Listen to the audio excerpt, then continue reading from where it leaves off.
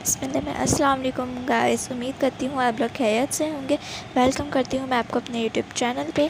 آج میں آپ لوگوں کی اسٹوری سناؤں گی۔ اس اسٹوری کا ٹاپک ہے احساس۔ اب میں اپنی اسٹوری سنانے چلتی ہوں۔ احمد کئی روز سے دوربین خریدنے کے بارے میں سوچ رہا تھا۔ اس کے گھر سے کچھ فاصلے پر ایک باغ تھا۔ وہ چاہتا تھا دوربین آنکھوں سے لگا کر باغ کا نظارہ کیا کرے، لیکن وہ اپنی اس خواہش کو پورا کرنے سے قاصر تھا کیونکہ اس کے پاس دوربین خریدنے کے لیے پیسے نہیں تھے۔ اس نے اسکول سے واپسی پر ایک دکان سے دوربین کی قیمت کے بارے میں پوچھا۔ اس نے سوچا کہ کیوں نہ میں ابو سے بات کروں، ہو سکتا ہے وہ مجھے دوربین خرید کر دے دیں۔ اسے یہ بات ٹھیک لگی۔ اگلے دن اس نے اپنے ابا سے اس خواہش کا اظہار کیا۔ ابا نے کچھ سوچ کر جواب دیا، ٹھیک ہے، لیکن اس کے لیے میری ایک شرط ہے۔ احمد فوراً بولا، جی وہ کیا؟ ابا نے کہا، تمہارے امتحان بہت قریب ہیں، اگر تم تمام پرچوں میں اچھے نمبروں سے پاس ہو گئے تو میں تمہیں دوربین لے دوں گا۔ اگلے دن ایسے احمد نے زور شور سے امتحانات کی تیاری شروع کر دی کیونکہ امتحانات میں چند دن رہ گئے تھے۔ احمد نے ہمیشہ کی طرح اس سال بھی لاپرواہی سے امتحانات کی کوئی تیاری نہیں کی تھی، بلکہ شدید محنت سے چند ہی دنوں میں سے اس نے امتحانات کی کافی تیاری کر لی تھی۔ البتہ حساب میں شروع سے اسے کوئی دلچسپی نہیں تھی، اس لیے اس میں کچھ مشکل تھی۔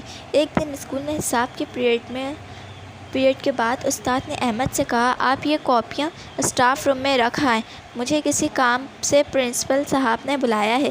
احمد اسٹاف روم میں کاپیاں رکھنے گیا تو استاد صاحب کے میز پر حساب کا امتحان پرچہ پڑا تھا اور اس وقت وہاں کوئی نہیں تھا۔ ادھر احمد کے خیالات پر دوربین چھائی ہوئی تھی۔ اس نے ارد گرد دیکھا اور فوراً پرچہ اٹھا لیا، تمام سوالات دیکھ کر پرچہ واپس رکھ دیا اور کلاس میں آ کر تمام سوالات کاپی کر آخر میں لکھ لیے۔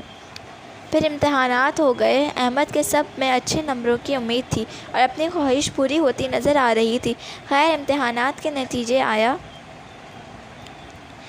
احمد اپنی کلاس کی پوزیشن حاصل کرنے والے پہلے 5 لڑکوں میں آ گیا۔ اس کے ماں باپ بہت خوش تھے اور حیران بھی۔ احمد کے اساتذہ بھی اس سے خوش تھے۔ احمد کے تمام پرچوں میں نمبر اچھے تھے، لیکن حساب میں 98 نمبر آئے تھے۔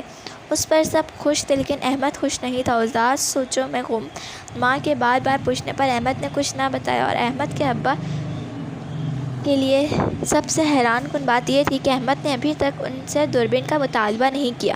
آخر عصر کے بعد اس کے ابا نے اس کی ماں سے کہا، جائیے احمد کو بلا لائیے، میں اسے دوربین دلا دیتا ہوں۔ احمد کی ماں اس کے کمرے میں پہنچی تو کیا دیکھتی ہے کہ احمد رو رہا ہے۔ یہ دیکھ کر ماں گھبرا گئی، فوراً بولی، کیا ہوا بیٹا؟ احمد بولا، ماں بولی، ہاں بتاؤ کیا بات ہے، بتاؤ میری جان۔ اماں نے میں نے خیانت، اور پھر اس نے ساری بات بتا دی۔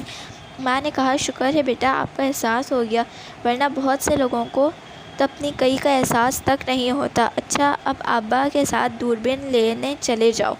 اماں، میں اس دوربین کی وجہ سے ہی تو بھٹکا تھا، اب میں دوربین نہیں لاؤں گا۔ بیٹا، غلطی کا احساس ہو جانا بھی بہت بڑی بات ہے، تم اللہ تعالیٰ سے معافی مانگو، بے شک اللہ تعالیٰ معاف کرنے والا ہے۔ چلو اٹھو اور دوربین خرید کر لے آؤ۔ پیارے بچوں، ہمیں فائدہ کیا ملتا ہے؟ خیانت کرنا ویسے بھی جرم ہے، اور پڑھائی میں خیانت کرنا کم ہمتی کی دلیل ہے۔ جو لوگ بلند ہمت ہوتے ہیں اور محنت کر کے اللہ کی ذات پر بھروسہ کرتے ہیں، وہ کبھی بھی خیانت جیسا جرم نہیں کرتے اور محنت کرنے سے جی نہیں چراتے۔ اس لیے ہمیں محنت کرنی چاہیے، محنت کر کے ہمیں اچھے نمبر لانے چاہیے، اور محنت میں تو عظمت ہے۔ امید کرتی ہوں آپ کو ویڈیوز پسند آئی ہوگی۔ چینل کو لائک سبسکرائب ضرور کیجیے گا اور بیل آئیکن پہ بٹن دبانا نہ بھولیے گا۔ اللہ حافظ۔